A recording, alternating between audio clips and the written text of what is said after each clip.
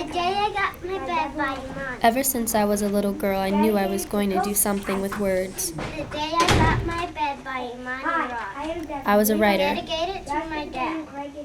I went to IKEA. a documentarian, As you can see, the ducks are in a pond that flows down in a stream. There are white ducks, there are geese, and there are white rainbow sparrows. and a talker. Okay, tell us what happened. I was sitting in my room, and I thought, hey, my tooth is so loose, maybe I can pull it out. So I pushed it really hard forward. So it came out. Words were a necessity for me. It became an outlet for the vivid imagination I had. It was the cognitive solution to the visions and dreams I otherwise couldn't say. Words started as just simple sentences, positive imagery of animals talking and wild adventures of the superheroes in my head. Then, words became a way to outlet my deepest fears, my angst and insecurities. I used language negatively to hash out my broken feelings, to one day heal. Healing, to restore health or soundness, cure. Words, the smallest element that may be uttered in isolation with semantic or pragmatic content. I use words to encourage, to express myself, sometimes, unfortunately, to hurt people. I use words to express myself and also to express, I guess, different views on things in the world. As an artist, I just try to be able to use words that I find are significant and resonate with me. I use a lot of, my writing is just trying to get something off of my chest. I have a lot of journals and a lot of things that I just want to write down. So I think it's there's sometimes I tend to be more honest when I'm writing. I don't try to honey my words, or I don't try to lie. It's just for some reason I just can't find myself I can't let myself lie when I'm writing. It's kind of weird. I find myself in awe of the things that I create because it seems to just come to me, and when I feel like all of the words within whatever poem or poetic work that I'm considering, when I feel like all the words come together and evoke, an emotion or some strong imagery, or has a way of connecting to the audience, that's when I find that I am content with it. That cost her heart, her sweat, her tears, her time.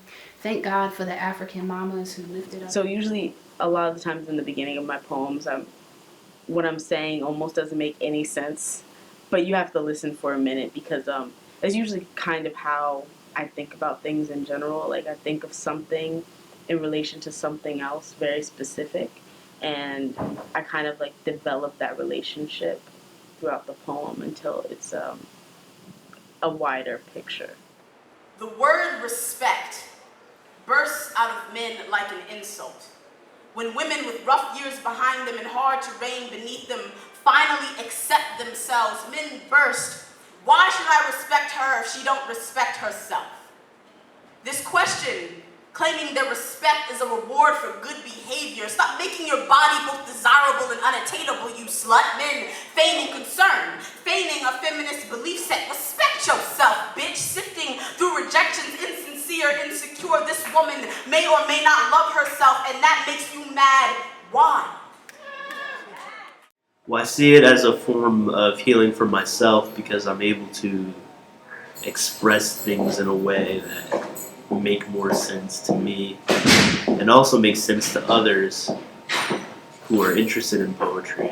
And I feel like, if more people read poetry and took the time to understand it, it can really get in your mind in a way that normal words. the only person that could heal pretty much is yourself. So I don't necessarily choose words that I feel like is intended to heal people. I think what I do is try to be able to tap into my own personal experiences and emotions, and try to be as real with myself as possible while I'm writing these things out. And I feel like if someone else can connect to it, then that is their choice and their opportunity to heal themselves. But I don't necessarily set out to choose words that I feel will heal, because ultimately that's my perception, and I don't write my work to push my perception on to other people. I think healing means not necessarily forgetting past trauma. It's not really about necessarily leaving things in the past, but more so of understanding how they've affected you, and then trying to navigate through life with that knowledge. I think at least that's what it means for me. I know a lot of people think it's about, you let something go and then you just breathe it out of your life and then it's supposed to be okay. But there's things that I've gone through that I think about still all the time. And I just try my best to learn to work with those experiences rather than forget them, because I think that they've become a part of me and I'm not really ashamed of them.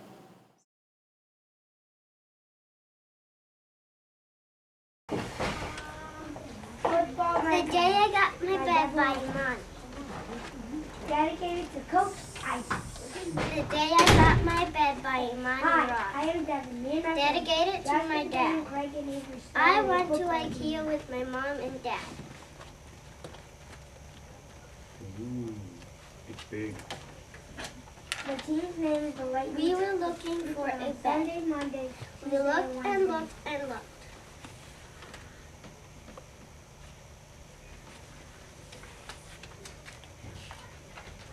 Finally, we saw the best bed. My dad said, get a piece of paper to mark down what you want.